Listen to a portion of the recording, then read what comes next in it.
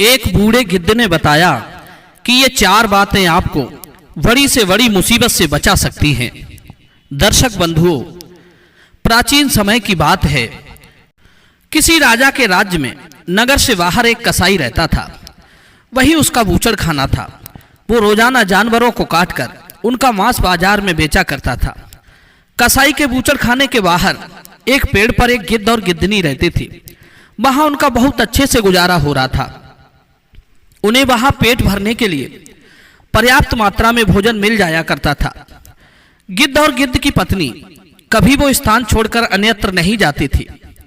एक दिन गिद्ध की स्त्री कहती है, स्वामी, आज ठंड बहुत अधिक पड़ रही है, रात काटना बड़ा मुश्किल हो रहा है।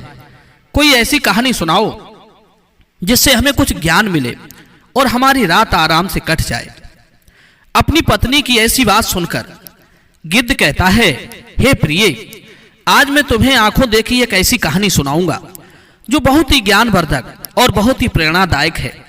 इस कहानी में बताई गई 4 बातों को अगर मनुष्य अपने जीवन में धारण कर लेता है तो निश्चित मानिए वो कभी संकट में नहीं पड़ेगा, और यदि कभी संकट में पड़ भी जाएगा तो संकट से अतिशीघ्र निकल भी जाएगा।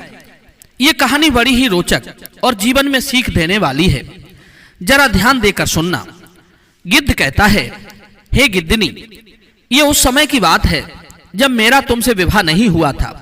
इस पेड़ पर मैं अकेला ही रहता था और मेरे कुछ और साथीगण रहते थे। तब ये कहानी मैंने यहाँ के राजा से सुनी थी और अपनी आंखों से देखी भी थी। वही कहानी मैं तुम्हें सुनाता हूं। मनुष्य की किस्मत कैसे बदलती है ये तुम्हें इस कहानी से जानने को मिल जाएगा। किसी नगर में एक उत्तम नाम का एक व्यक्ति रहता था। एक दिन कुछ काम के सिलसिले में उसका उसके पिता से झगड़ा हो जाता है। उत्तम के पिता ने उसे 4 सोने की असरफी दी और कहा कि जाओ, घर में सारे दिन पड़े रहते हो, ये असरफियां ले जाओ और बाहर जाकर कुछ व्यापार करके धन कमा कर लाना। उत्तम ने वे असरफियां अपने पिता से ले ली और शाम के समय व्यापार करने के लिए परदेश को रवाना हो गया। सोचता जा रहा था कि इन 4 असरफियों से वो कोई छोटा मोटा व्यापार कर लेगा और खूब सारा धन कमाकर वो अपने पिता को दिखाएगा। यही उम्मीद लेकर वो चलता चला जा रहा था। रास्ते में उसकी भेंट एक साधु से होती है। साधु भी अपनी गंतव्य की ओर जा रहा था। उत्तम ने सोचा कि क्यों ना साधु से कुछ परिचय किया जाए। बातचीत करते हुए जब चलेंगे तो हमारा सफर आराम से कट जाएगा। यही सोचकर उत्तम साधु बाबा के पास जाता है और उन्हें प्रणाम करता है। साधु बाबा ने उसे आशीर्वचन दिया और पूछा, बेटे, तुम कहां जा रहे हो? उत्तम ने कहा, साधु महाराज, मेरे पिता ने मुझे घर से निकाल दिया है। अब कहीं परदेश में जाकर कोई छोटा मोटा व्यापार करूंगा और अपने पिता के लिए बड़ा आदमी बनकर दिखाऊंगा। मेरे पिता ने मुझे 4 सोने की असरफियां दी हैं। इन्हीं 4 सोने की असरफियों से कोई व्यापार कर लूंगा। मित्रों, इस प्रकार बातचीत करते हुए साधु और उत्तम दोनों आगे के लिए चले जा रहे थे।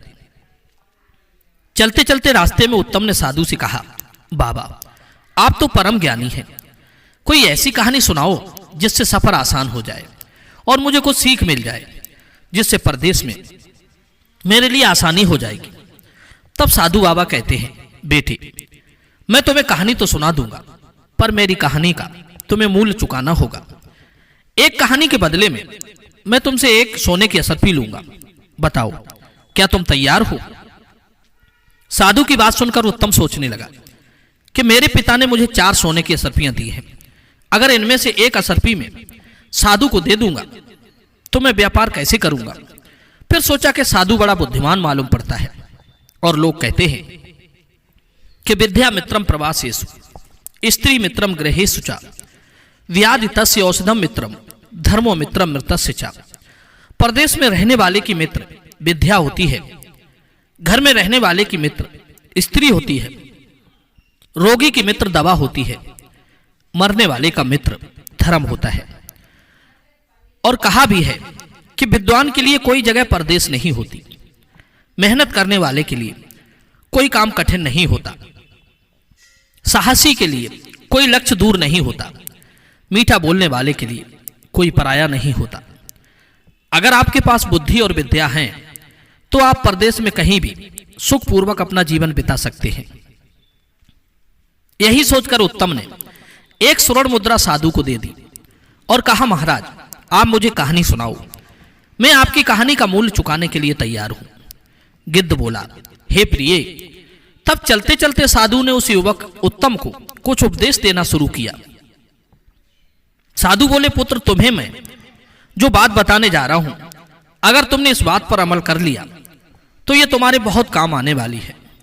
सुनो, तुम परदेश में व्यापार करने जा रहे हो तो तुम मेरी एक बात ध्यान रखना। यदि परदेश में तुम्हें कोई ठीक ठाक व्यापार ना मिले तो तुम खाली मत बैठना, जो भी जैसा भी काम मिले वो काम पकड़ लेना। ये परदेश में रहने वाले के लिए सबसे पहला और अनमोल मूल मंत्र है। खाली बैठने से परदेश में अपनी जेब से ही धन खर्च होता है। बेहतर यही होगा, भले ही थोड़े पैसे मिले, कुछ काम करके अपना खर्च चलाना चाहिए। इससे तुम्हें काम का अनुभव भी होगा और आपका समय भी ठीक से कट जाएगा। उत्तम ने कहा, ठीक है बाबा, मैं तुम्हारे इस उपदेश पर जरूर अमल करूंगा। अब आप कहानी सुनाइए। महात्मा जी बोले, बेटे कहानी तो खत्म हो गई, अभी मैंने आपको यह कहानी ही सुनाई थी। उत्तम कहने लगा, साधु बाबा ये कैसी कहानी थी जो जरा सी देर में खत्म होगी? ये तो आपने मुझे उपदेश दिया है, मुझे कोई कहानी सुनाओ ना। साधु ने कहा, अगर तुम दूसरी कहानी सुनना चाहते हो तो एक स्वर्ण मुद्रा तुम्हें और देनी पड़ेगी, मैं तुम्हें दूसरी कहानी सुनाऊंगा। मित्रों, उत्तम ने कुछ सोच विचार करने के बाद एक स्वर्ण मुद्रा साधु के हाथ पर रख दी और कहा, बाबा अब मुझे कहानी सुनाइए। साधु महाराज ने कहा, ठीक है, अब मैं तुम्हें दूसरी कहानी सुनाता हूं, ध्यान देकर सुनो। परदेश में रहकर बेटा कभी किसी दूसरे की वस्तु पर छल कपट या प्रपंच से अपना अधिकार मत करना। दूसरे की वस्तु को हमेशा मिट्टी के समान समझकर चलना। कभी किसी चीज पर नियत खराब मत करना। उत्तम ने कहा, ठीक है बाबा, मैं ऐसा ही करूंगा। अब आगे सुनाइए। साधु कहने लगा, बेटे कहानी तो खत्म हो गई, इतनी ही कहानी थी। उत्तम ने कहा, अरे ये क्या, ये तो आपने सिर्फ मुझे उपदेश दिया है, बस इतने से उपदेश के आपने मुझसे एक स्वर्ण मुद्रा ले ली।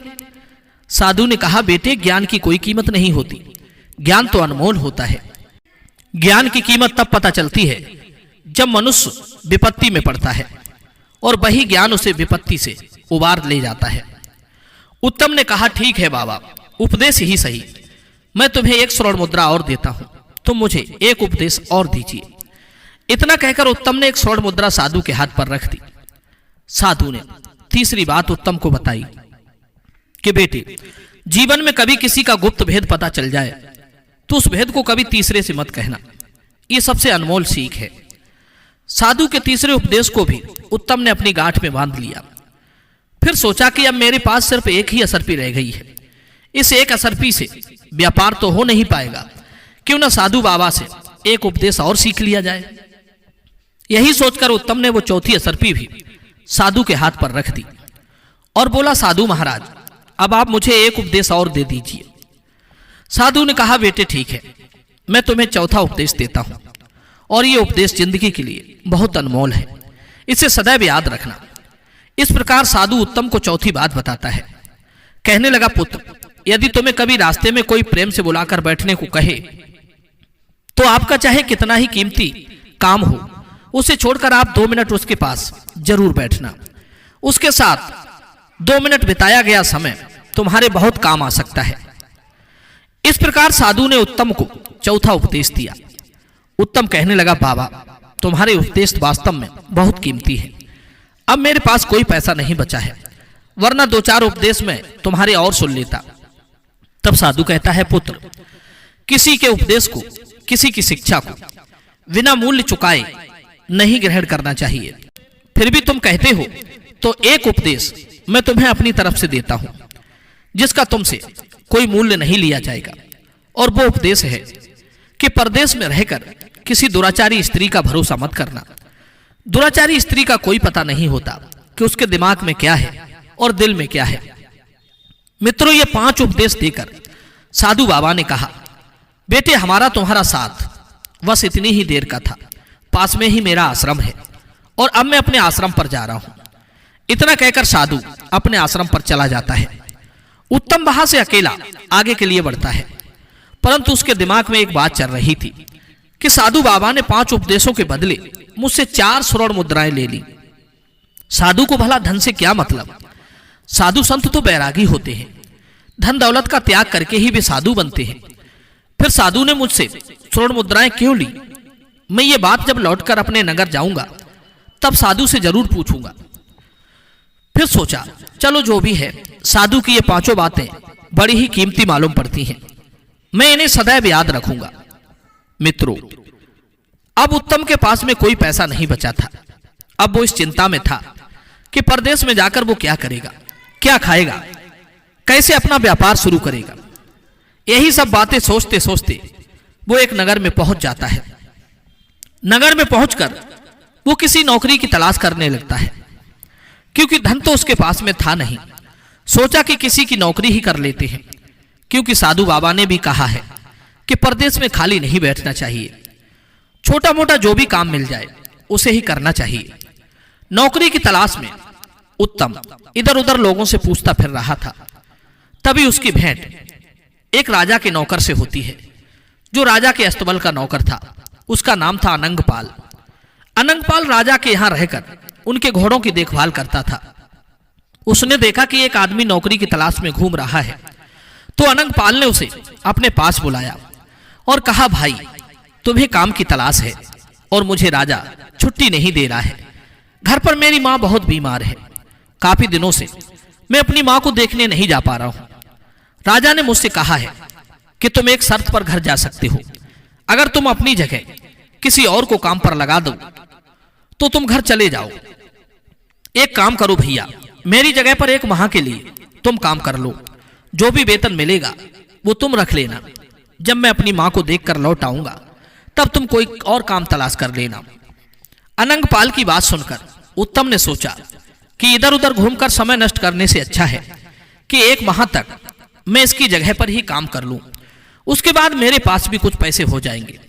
मैं शहर में नया आया हूं, 1 महीने में मैं यहाँ के लोगों को समझ भी लूंगा। यही सोचकर उत्तम अनंगपाल की जगह काम करने के लिए तैयार हो जाता है। अनंगपाल उत्तम को लेकर राजमहल में जाता है। मित्रों, वहां के राजा चक्रदत्त बड़े ही बुद्धिमान और प्रतापी राजा थे। उनकी एक बेटी थी चंद्रप्रभा। चंद्रप्रभा बहुत ही सुंदर थी और अभी अभी ही उसने जवानी की पहली सीढ़ी पर कदम रखा था। राजा अपनी पुत्री से बहुत प्यार करता था, क्योंकि चंद्रप्रभा उनकी इकलौती बेटी थी। मित्रों, राजा को घोड़ा पालने का और घुड़सवारी करने का बड़ा शौक था।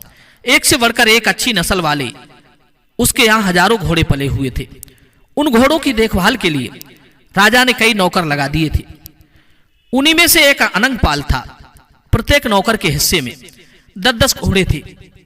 उन्हें खिलाने पिलाने के लिए राजा उन्हें बराबर राशन और दाना घास देता था। इधर मित्रों, उत्तम को लेकर अनंगपाल राजा के पास पहुंचता है और हाथ जोड़कर कहता है, महाराज, मैं कुछ दिनों के लिए अपनी बीमार मां को देखने के लिए गांव जा रहा हूं। जब तक मैं लौटकर नहीं आता तब तक मेरे स्थान पर यह व्यक्ति काम करेगा। इसका नाम उत्तम है और यह बड़ा मेहनती और ईमानदार व्यक्ति है। मुझे आपकी आज्ञा चाहिए। राजा ने कहा, अनंगपाल, इसमें आज्ञा की क्या बात है? यदि यह व्यक्ति तुम्हारा भरोसेमंद है तो इसे ले जाकर अपना काम समझा दो और जाओ, जाकर अपनी मां को देख आओ। लेकिन ध्यान रहे, हमारे घोड़े की देखरेख में जरा भी लापरवाही नहीं होनी चाहिए। अगर हमारी घोड़ों की देखरेख में जरा भी लापरवाही हुई तो उसके लिए हम इसे नहीं तुम्हें दंड देंगे। अनंगपाल ने कहा, ठीक है महाराज, आपको शिकायत का अवसर नहीं मिलेगा। मैं इसे सारा काम अच्छे से समझा दूंगा। इस प्रकार राजा की आज्ञा लेकर अनंगपाल उत्तम को लेकर घोड़ों के अस्तबल में जाता है। वहां जाकर देखा तो हजारों घोड़े बंधे थे। अनंगपाल ने उत्तम से कहा, देखो उत्तम, मेरे हिस्से में राजा ने 10 घोड़े दिए हैं। तुम्हें 10 घोड़ों की देखभाल करनी है, इनके लिए दाना खिलाना है और इनकी मालिश करनी है। उत्तम ने कहा, ठीक है मित्र, मैं ये काम बड़ी ईमानदारी और पूरी निष्ठा के साथ करूंगा। उसके बाद अनंगपाल उत्तम को अपना कमरा दिखाता है और कहा कि आज से तुम इसी कमरे में रहोगे। इस प्रकार अनंगपाल उत्तम को जिम्मेदारी सौंपकर अपने नगर के लिए चला जाता है। इधर घोड़ों की देखभाल के लिए उत्तम अपने काम में लग जाता है। उत्तम रोजाना घोड़ों की मालिश करता था, उन्हें नहलाता धुलाता था, उसके बाद उन्हें दाना खिलाता था। मित्रों, राजा के यहां से प्रत्येक नौकर के लिए घोड़ों को खिलाने के लिए 20 किलो चना दिए जाते थे। उत्तम ने उन चनों को एक पोटली में बांधा और अपने अस्तबल में जाकर पानी में भिगोकर उन्हें कूट पीसकर अपने घोड़ों को खाने को डाल दिया। जब वो अपने काम से फ्री हो गया तो उसने सोचा कि क्यों ना बाकी नौकरों के साथ बैठकर कुछ बातचीत कर ली जाए। यही सोचकर उत्तम उन नौकरों के पास जाकर बैठ जाता है जो राजा के अन्य घोड़ों की देखभाल करते थे। उसने देखा कि सारे नौकर इकट्ठे होकर एक कमरे में बैठकर शराब पी रहे थे और उनके घोड़े अभी भी भूखे बंधे थे। उत्तम कहने लगा, अरे भाई, तुमने अभी तक अपने घोड़ों को दाना घास नहीं डाला, शराब पीने में लगे हो। उन सभी नौकरों ने कहा, अरे भाई, बिना अपना काम खत्म किए हम कभी नशा पानी नहीं करते हैं। हम सब अपने अपने घोड़ों को खुराक डाल चुके हैं, उसके बाद ही यहां बैठकर शराब पीने आए हैं। उत्तम ने देखा कि राजा के यहां से घोड़ों के लिए जो चने मिले थे वो अभी भी उन नौकरों के पास में रखे थे। उत्तम ने कहा, अरे भाई, क्यों झूठ बोल रहे हो? आपके पास अभी भी बहुत सारे चने कूटने के लिए पड़े हैं और तुम कह रहे हो कि हमने अपने घोड़ों को दाना घास डाल दिया है। जवाब दिया, भैया, हमारे पास जो चने रखे हैं ये चने घोड़ों को खिलाने के लिए नहीं है, इनको तो हम बाजार में बेचकर अपनी शराब का इंतजाम करते हैं। उत्तम ने पूछा, फिर घोड़ों को क्या खिलाते हो? जवाब दिया, राजा हमें 20 किलो चना देता है, हम 5 किलो चना घोड़ों को खिला देते हैं और बाकी के चने बेचकर अपना नशा पानी का इंतजाम करते हैं। नौकरों का यह बर्ताव उत्तम को अच्छा नहीं लगा। सोचने लगा, ये तो राजा के साथ और इन निर्दोष जानवरों के साथ धोखा है। तुम सब अपना पेट भरने के लिए, नशा करने के लिए इन घोड़ों को भूखा रखते हो। वे सब नौकर कहने लगे, देखो भाई, पेट भरने के लिए ये सब करना पड़ता है। राजा से मिलने वाले वेतन से हमारा ठीक से गुजारा नहीं हो पाता है, फिर धन से किसका पेट भरा है? तुम भी ऐसा किया करो, तुम्हें कौन रोकता है? तुम्हारे लिए अनंगपाल ने यहां रखा है, इसलिए हमने ये बात तुम्हें बता दी। तुम ये बात किसी और से मत कहना, वरना तुम्हारे साथ अच्छा नहीं होगा। मित्रों, उत्तम उन सब की बातें सुनकर चुपचाप अपने कमरे में लौट आता है। सोचने लगा कि वे लोग ठीक कहते हैं, कल से मैं भी ऐसा ही करूंगा। बेईमानी करके मैं भी खूब सारा पैसा इकट्ठा कर लूंगा। मुझे यहां सिर्फ 1 महीना ही तो रहना है। अनंगपाल के आते ही वो मुझसे ये काम छीन लेगा, तब तक मैं कुछ पैसे कमा लूं, उसके बाद मैं कोई व्यापार कर लूंगा। मित्रों, अपनी चारपाई पर लेटा लेटा उत्तम ऐसा सोच रहा था, तभी उसे साधु की दूसरी बात याद आ जाती है कि किसी दूसरे के धन पर छल प्रपंच और कपट से अपना अधिकार नहीं करना चाहिए।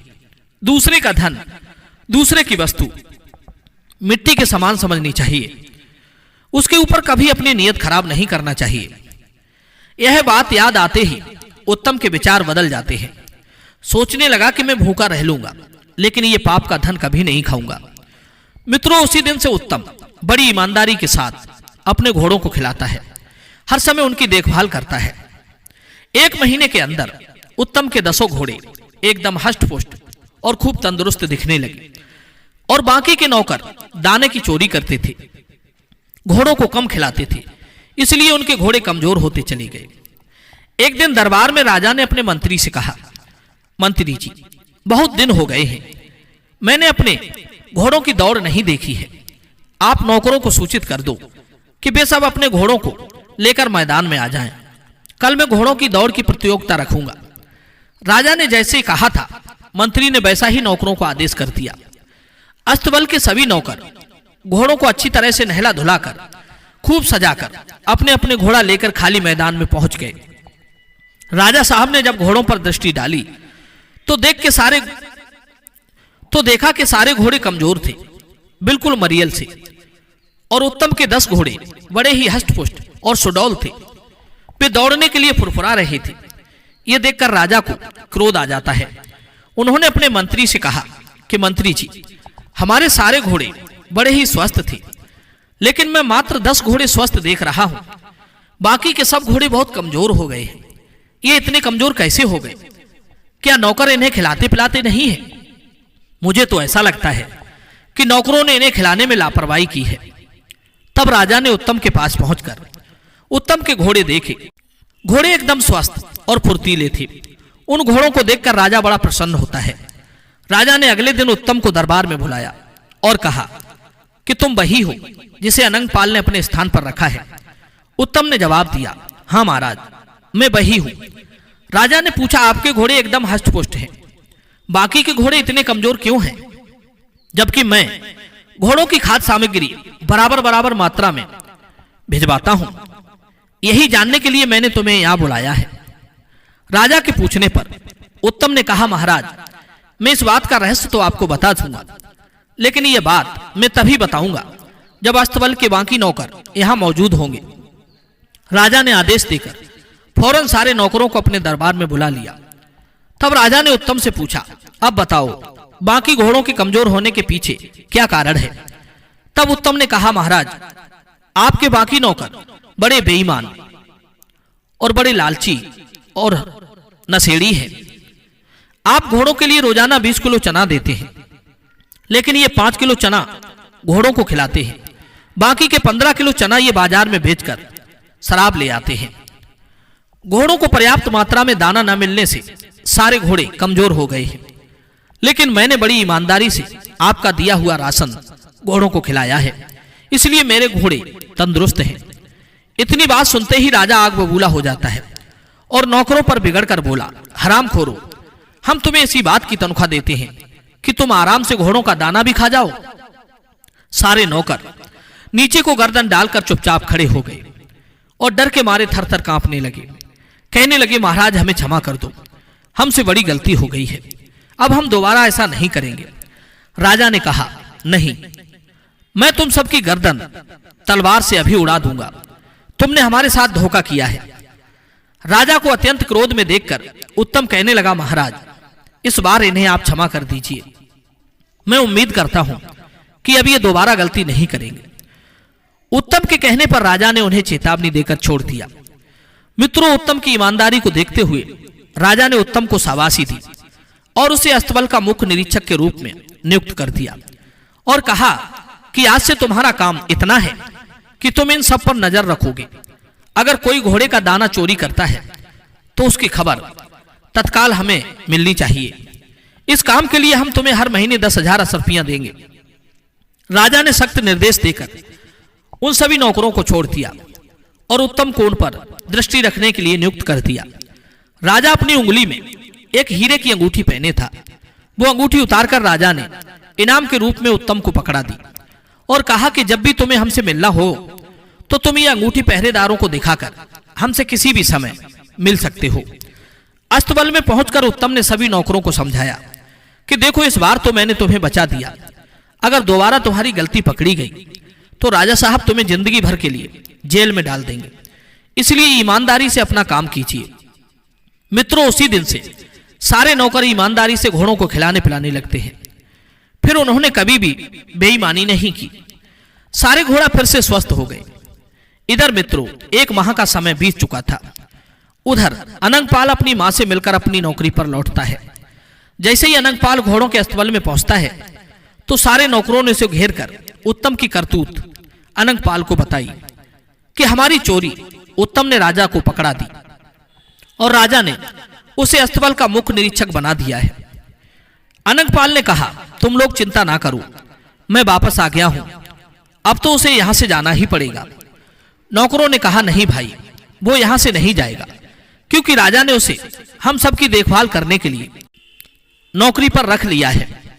मित्रों, उसके बाद में अनंगपाल उत्तम के पास जाता है और उत्तम उस समय कमरे में लेटा हुआ था। अनंगपाल को देखकर उत्तम एकदम खुश हो जाता है और कहता है, मित्र, तुम आ गए, तुम्हें देखकर मुझे बड़ी खुशी हुई। अनंगपाल उत्तम के पास में बैठ जाता है। उसके बाद उत्तम वहां जो घटना घटी थी उसके बारे में अनंगपाल को बताता है। अनंगपाल कहने लगा, तुमसे पहले मुझे इस बात का पता लग चुका है। उसके बाद दोनों साथ साथ बैठकर भोजन करते हैं और भोजन करने के बाद अपने अपने बिस्तर पर लेट जाते हैं। अनंगपाल मन ही मन उत्तम से बहुत जल रहा था, क्योंकि राजा ने उसे उससे भी बड़े पद पर नौकरी दे दी थी और उसने नौकरों की चोरी राजा को पकड़ाई थी। इसलिए अनंगपाल उससे जलने लगा था क्योंकि मित्रों आपको बता दें कि अनंगपाल भी चोरी करता था और उसे उत्तम का यह बर्ताव बिल्कुल पसंद नहीं आया। अनंगपाल उत्तम को नीचा दिखाना चाहता था, उससे बदला लेना चाहता था। मित्रों, अनंगपाल अपने कमरे में लेट जाता है और उत्तम अपने कमरे में चला जाता है, क्योंकि राजा ने उसे एक अलग कमरा दे रखा था। उस दिन आकाश में बादल छाए हुए थे, हल्की हल्की बारिश हो रही थी, बिजली कड़क रही थी। उधर राजकुमारी चंद्रप्रभा की आंखों में नींद नहीं थी, क्योंकि मित्रों आपको बता दें, अनंगपाल और राजा की पुत्री के बीच में प्रेम प्रसंग चल रहा था। राजकुमारी जब तब अनंगपाल से मिलने आया करती थी, क्योंकि आज राजकुमारी को पता चल गया था कि अनंगपाल अपने नगर से लौट आया है। उसने सोचा कि उत्तम तो अब चला ही गया होगा। राजकुमारी रात में उठकर अपने महल की छत पर टहल रही थी, काम की पीड़ा से जल रही थी, उसकी बेचैनी बढ़ती जा रही थी। वो अपने प्रेमी अनंगपाल से मिलने के लिए उसके कमरे में जाती है। संयोग से उसी समय उत्तम किसी काम से उधर ही घूमने आता है। अचानक जैसे ही उत्तम अनंगपाल के कमरे के पास पहुंचता है, उसे अनंगपाल के कमरे से किसी स्त्री की आवाज सुनाई देती है। उत्तम ने कमरे के अंदर झांक कर देखा तो अनंगपाल के साथ राजकुमारी चंद्रप्रभा को देखकर उसकी आंखें फटी की फटी रह गईं। उत्तम ये सब देखकर चुपचाप अपने कमरे की ओर चला जाता है। उधर अनंगपाल ने राजकुमारी से कहा, प्रिय, इस समय उत्तम हमारी राह का सबसे बड़ा कांटा है। कुछ भी करके तुम उत्तम को मरवा दो तो हम निश्चिंत हो जाएंगे। राजकुमारी ने कहा, प्राणनाथ, यह कितनी बड़ी बात है, तुम चिंता क्यों करते हो? मैं पिताजी से कहकर इसे मृत्यु दंड दिलवा दूंगी। मित्रों, उधर उत्तम सोच रहा था कि अनंगपाल राजा की आंखों में धूल झोंककर उनकी बेटी से प्रेम कर रहा है। ये तो राजा के साथ धोखा है, मुझे यह खबर महाराज को देनी चाहिए। उत्तम यही सोचकर राजा को संदेश देने के लिए राजमहल की ओर चलने लगता है। तभी उसे साधु महाराज की वो तीसरी बात याद आ जाती है। साधु ने कहा था कि अगर किसी का गुप्त भेद पता चल जाए तो उसे किसी तीसरे से नहीं कहना चाहिए, वरना खुद मुसीबत में पड़ सकते हो। यही बात सोचकर उत्तम के कदम थम जाते हैं। सोचने लगा कि अगर ये बात मैंने राजा को बताई तो हो सकता है कि राजा साहब मेरी बात का विश्वास ना करें, कहेंगे कि तू मेरी बेटी को झूठा बदनाम कर रहा है, उल्टा मैं ही राजा के क्रोध का भोजन बन जाऊंगा। यही सोचकर उत्तम अपने कमरे में लौट आता है और चुपचाप अपनी चारपाई पर लेट जाता है। उधर राजकुमारी चंद्रप्रभा अनंगपाल से मिलने के बाद अपने कमरे में चली जाती है और अपने कमरे में पहुंचकर उसने अंदर से दरवाजा बंद कर लिया और जोर जोर से रोने चिल्लाने लगी, बचाओ बचाओ की चीख पुकार मचाने लगी। राजकुमारी का शोर सुनकर राजकुमारी के नौकर चाकर, दास दासियां सभी जाग जाते हैं। आनन फानन में राजा को खबर दी गई। दौड़ते हुए राजा साहब अंतापुर में जाते हैं और अपनी पुत्री से पूछते हैं, बेटी क्या हुआ, तुम क्यों रो रही हो? मित्रों, अनंगपाल के कहने पर राजकुमारी चंद्रप्रभा ने तिरिया चरित्र रच दिया था। एकदम से कहने लगी, पिताजी, आपने जिस नए नौकर को नौकरी पर रखा है, तुम्हारे इस नौकर ने मेरे साथ जबरदस्ती की है। वो रात में मेरे कमरे में आया और मेरी इज्जत लूटने का प्रयास करता रहा। जब मैं चीखी चिल्लाई तब खिड़की से कूदकर भाग गया। तुम्हारे द्वारा दी गई अंगूठी का उसने नाजायज फायदा उठाया है। अंगरक्षकों को वो अंगूठी दिखाकर महल के अंदर घुस गया होगा। बेटी के मुख से यह बात सुनकर राजा एकदम आग बबूला हो जाता है। कहने लगा, पुत्री, तुम चिंता मत करो, उस दुष्ट की इतनी हिम्मत कि वो हमारे महल में घुस आया। मैं अभी उसे बुलाकर उसकी खबर लेता हूं। राजकुमारी ने कहा, पिताजी, उसकी खबर लेने से कोई फायदा नहीं है। उसकी गुस्ताखी के लिए उसे जब तक मृत्यु दंड नहीं दिया जाएगा तब तक मैं अन्न जल ग्रहण नहीं करूंगी। राजा ने कहा, बेटी, ऐसा ही होगा, कल मैं उसे मृत्यु दंड दूंगा। राजकुमारी को आश्वासन देकर राजा अपने महल के लिए चला जाता है। इधर राजकुमारी मन ही मन बड़ी प्रसन्न होने लगी। सोचने लगी, बाजीबा, आज मेरा षड्यंत्र सफल हो गया। अब मेरे और अनंगपाल के बीच में कोई बाधा नहीं आएगी।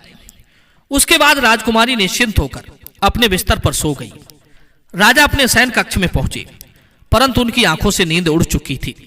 वो सोच रहे थे, कल सुबह में उत्तम को दरबार में बुलाकर मृत्यु दंड दे दूंगा। परंतु तभी उनके दिमाग में एक दूसरा विचार आता है।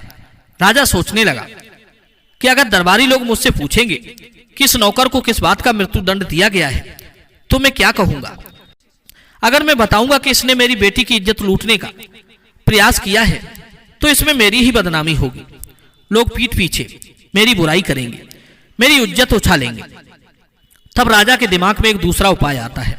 सोचा कि मैं इसे कानून के तहत तो सजा नहीं दे सकता, मैं इसे किसी और के हाथों चुपचाप मरवा दूंगा, इससे किसी को पता भी नहीं चलेगा और मेरी बेटी पर बुरी दृष्टि डालने वाला भी अपनी करनी का दंड भोग लेगा। तब राजा के दिमाग में डोंगर कसाई का ध्यान आता है। सोचने लगा कि मैं कल इसे कसाई के हाथों मरवा दूंगा। यही सब बात सोचते सोचते राजा सो जाता है और अगले दिन जब सोकर उठता है और टहलने के लिए जाता है तो टहलते टहलते नगर से बाहर उस डोंगर कसाई के बूचड़ खाने पर पहुंच जाता है। कसाई ने देखा कि राजा स्वयं मेरे पास चलकर आए हैं तो वो एकदम चरणों में गिरकर बोला, महाराज आपने यहां आने का कष्ट कैसे किया? मुझे खबर भिजवा देती, मैं स्वयं तुम्हारे पास चला आता। राजा ने कहा, नहीं, ये काम तो मुझे आकर ही करना था। मुझे तुमसे कुछ जरूरी काम करवाना है। तुम्हारे पास एक आदमी को भेजूंगा, तुम्हें उसका सर काट देना है और उसके बाद में फिर एक आदमी को भेजूंगा। एक कपड़े में बांधकर तुम्हें उसी सर को उस आदमी को दे देना है। इस बात की किसी को भनक नहीं लगनी चाहिए। यह सुनकर कसाई एकदम चौंक जाता है। कहने लगा, महाराज ये आप क्या कह रहे हो? राजा ने कहा, हाँ मैं ठीक कह रहा हूं। कुछ देर के बाद तुम्हारे कसाई खाने में एक आदमी को भेज रहा हूं। तुम उसे अपने बूचड़ खाने के अंदर ले जाकर मार देना। इस काम के बदले हम तुम्हें बहुत इनाम देंगे। यदि तुमने ये काम नहीं किया तो हम तुम्हें और तुम्हारे परिवार को जेल में डलवा देंगे।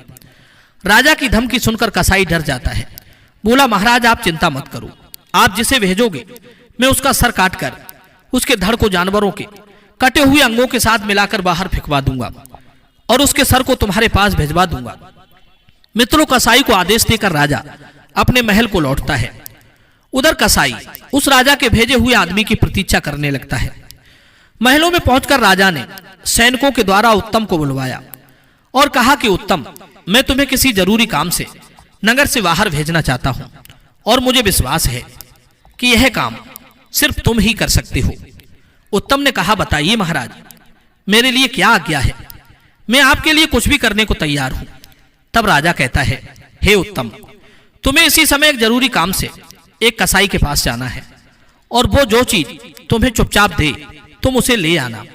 लेकिन एक बात का विशेष ध्यान रखना, यह काम तुम्हें बिल्कुल गुप्त रूप से करना है, किसी को इस बात का पता नहीं चलना चाहिए।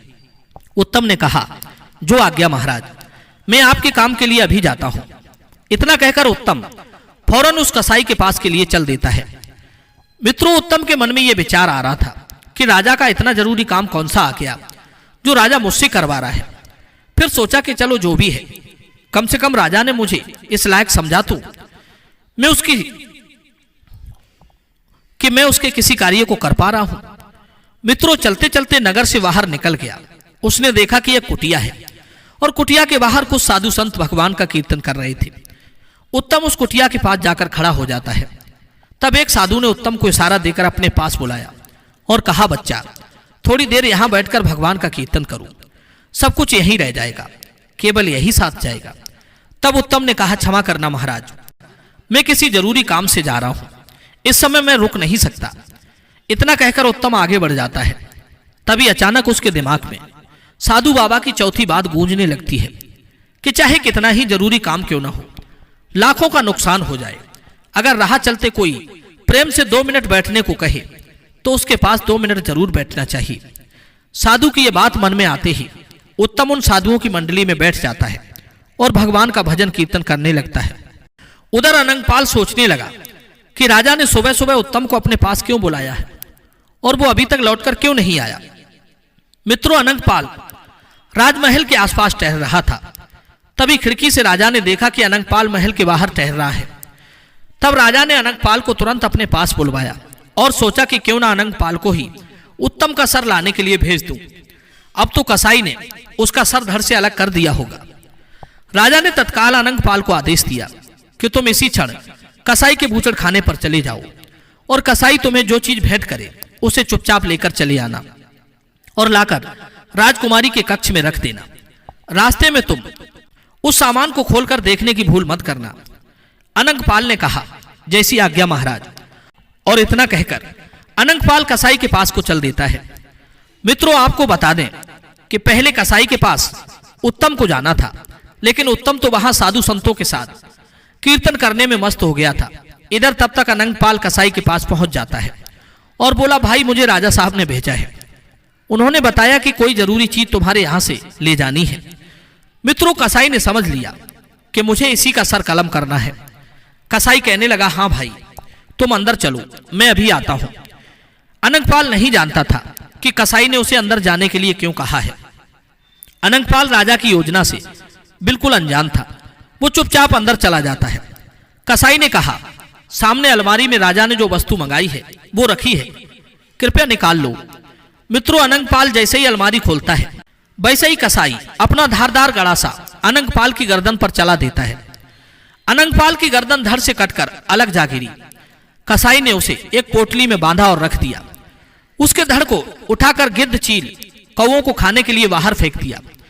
कसाई राजा के दूसरे नौकर के आने का इंतजार करने लगता है।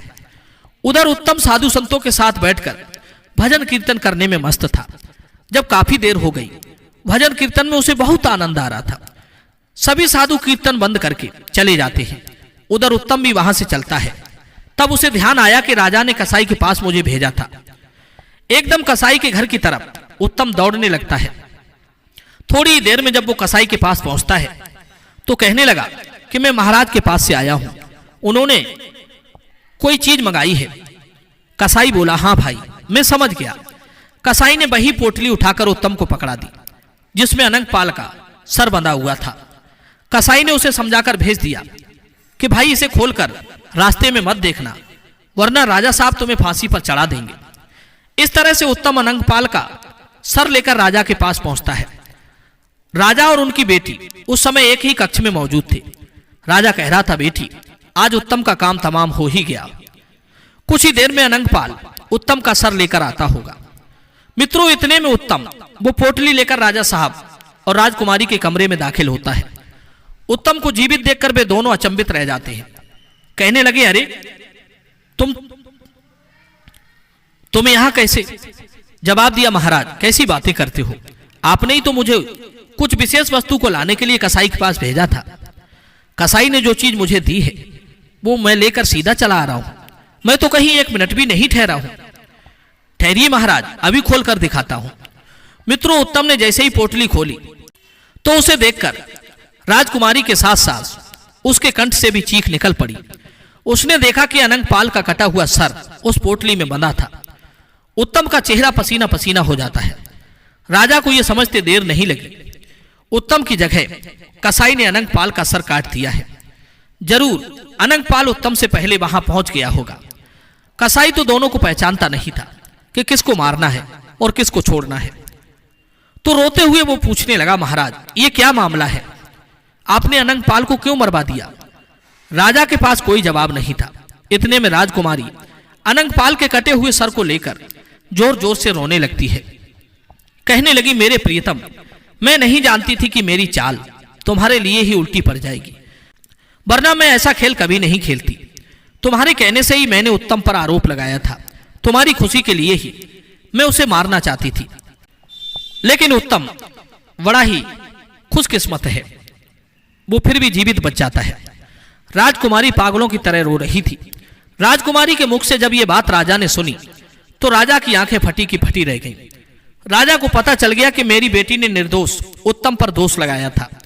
राजा एकदम से क्रोध में आकर अपनी तलवार खींच लेता है और अपनी पुत्री से बोला, पुत्री सच सच बताओ, क्या उत्तम को जान से मरवाना तुम्हारी एक चाल थी?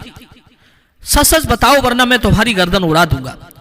मित्रों, डर के मारे राजकुमारी ने सारी बात सच सच अपने पिता को बता दी। यह सुनकर राजा सर को पकड़कर बैठ गया। राजा की आंखों के सामने अंधेरा छाने लगा। कहने लगा, ये मैं क्या करने जा रहा था? मैं एक निर्दोष व्यक्ति को अपनी दुराचारी बेटी के कहने पर जान से मारने वाला था। भगवान तुमने मुझे बचा लिया, मुझे माफ करना। मित्रों, इधर राजकुमारी ने देखा कि राजा साहब मुझे जीवित नहीं छोड़ेंगे। तो उसने तलवार लेकर खुद ही अपने पेट में घोंप ली और मरते मरते कहने लगी, पिताजी मुझे माफ कर देना, मैंने एक निर्दोष आदमी की जान लेनी चाहिए। भगवान ने मुझे मेरे कर्मों की सजा दे दी है, मुझसे मेरा प्रेमी छीन लिया। इतना कहते कहते राजकुमारी ने अपने प्राण छोड़ दिए। मित्रों, उस घटना से राजा को वैराग्य हो जाता है। अगले दिन राजा ने दरबार में अपना अपराध स्वीकार कर दिया और कहा कि मैं अपना ये राज त्याग रहा हूं, मैं आपका राजा कहलाने के योग्य नहीं हूं, इसलिए मैं अपने स्थान पर अपने नौकर उत्तम को यहां का राजा नियुक्त करता हूं। राजा का फैसला सुनकर सभी दरबारी हैरान थे। सबने मिलकर राजा को समझाने का बहुत प्रयास किया, लेकिन राजा फैसला कर चुका था और वो उत्तम को राजगद्दी सौंपकर भजन करने के लिए जंगल को चला गया। सब लोगों ने उत्तम को अपना राजा स्वीकार कर लिया। नए राजा के रूप में उत्तम बड़ी कुशलता से राजकाज चलाने लगता है। कहते हैं अगर किस्मत में राजश्री लिखी है तो दूसरे देश में जाकर भी तुम राजा बन जाओगे। गिद्ध कहने लगा, हे प्रिय पत्नी गिद्धनी, यही उस राजा की कहानी है जो ईश्वर का न्याय होते मैंने अपनी आंखों से देखा है। दुष्ट दुराचारी को सजा मिलती मैंने अपनी आंखों से देखा है। अकारण हमें किसी पर लांछन नहीं लगाना चाहिए, वरना ईश्वर का डंडा उल्टा भी चल जाता है। मित्रों, उत्तम राजा तो बन गया, मगर उसके दिमाग में एक बात घूम रही थी कि उन साधु महाराज की उन 5 बातों ने मेरी जान बचाई है, यहां तक कि मुझे यहां का राजा भी बना दिया। मुझे उनसे मिलने जाना चाहिए। ऐसा निश्चय करके राजा उत्तम चंद ससम्मान साधु को भेंट लेकर उनके आश्रम पर जाता है और उन्हें प्रणाम करता है। राजा ने पूछा, महाराज मैं आपसे एक बात जानना चाहता हूं, मुझे पहचानो। मैं वही व्यक्ति हूं जो कुछ दिन पहले आपके साथ रास्ते में मिला था और आपने मुझे 5 बातें बताई थी। आज मैं एक राजा बन गया हूं, आपकी बातें मेरे जीवन में बहुत काम आई। मैं ये जानना चाहता हूं कि आप तो एक साधु संत हैं और मोह माया से अलग हैं। कहते हैं कि मोह माया से अलग होने के बाद ही एक साधु बनता है। फिर आपने मुझे 5 बातें बताने के बदले में मुझसे स्वर्ण मुद्राएं क्यों ली? आप मुझे उपदेश बिना कीमत लिए भी दे सकते थे, परंतु आपने एक एक उपदेश के लिए एक एक स्वर्ण मुद्रा ली। तब साधु कहता है, बेटे कहते हैं मुफ्त की चीज को लोग जीवन में ठीक से उपयोग में नहीं लाते। उपयोग में वही लाते हैं जिसमें मेहनत लगी हो, जिसमें कठोर श्रम लगा हो, जिसमें धन लगा हो। मुफ्त की वस्तु को लोग मुफ्त के धन को पानी की तरह उड़ाते हैं। अगर मैं आपको ज्ञान मुफ्त में देता तो शायद आप उसका पालन नहीं करते, क्योंकि आपके पास से उन बातों के बदले में सोने की 4 असरफियां गई थी। इसलिए मनुष्य को चाहिए कि वो मुफ्त की खाने के पीछे ना पड़े, सदैव परिश्रम करके ही कमाकर खाए, वही फलदायी होता है। रही मेरे लोभ की बात, तो मेरे अंदर लेस मात्र भी लोभ लालच नहीं है। तुमने जो 4 स्वर्ण मुद्राएं मुझे दी थी वो आज भी मैंने संभाल कर रखी हैं। तुम चाहो तो अब इन्हें ले जा सकते हो, ये मेरे किसी काम की नहीं है। इन्हें ले जाकर गरीबों में बांट देना। साधु से मिलकर राजा उत्तम चंद अपने नगर में आकर सुचारू रूप से राजकाज को चलाने लगता है। मित्रों, इस कहानी का तात्पर्य यह है कि जीवन में कोई भी चीज मुफ्त की नहीं लेनी चाहिए। दूसरी बात, हमें किसी के साथ धोखा नहीं करना चाहिए। तीसरी बात, किसी के द्वारा दिया गया ज्ञान उपदेश को सुनकर हमें भूलना नहीं चाहिए, बल्कि उसे जीवन में समय समय पर उपयोग में लाना चाहिए। दर्शक बंधु, ये कहानी आपको कैसी लगी कमेंट में जरूर बताना। मिलते हैं आपसे अगली कहानी में एक और चर्चा के साथ। आप सभी का बहुत बहुत धन्यवाद। जय श्री कृष्ण।